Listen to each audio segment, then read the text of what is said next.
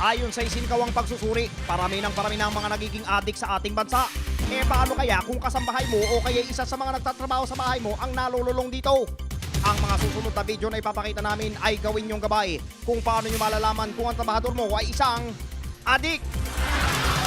Malalaman mong adik ang mga nagtatrabaho sa inyo kapag kahit arawan ang sweldo nila, panay pa rin ang trabaho nila kahit madaling araw na.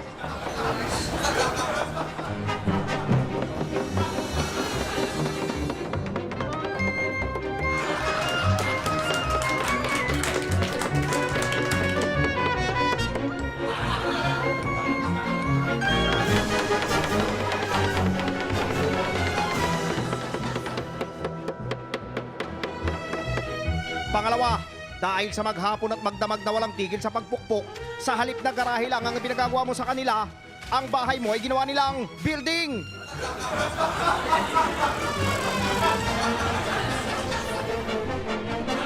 Pangatlo, mapapansin mong adik ang isa sa mga tauhan mo kapag para itong trumpo sa sobrang likot at liksi at hindi mapakali sa isang pwesto.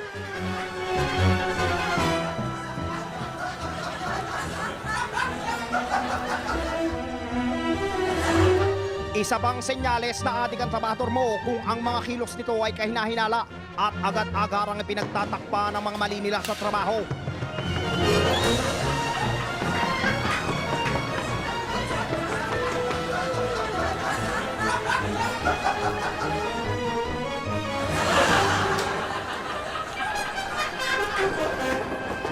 At ang numero unong senyales na adik ang isa sa mga trabahador mo kapag halos 10 kilong pako na ang nagagamit nito para ipako ang isang plywood.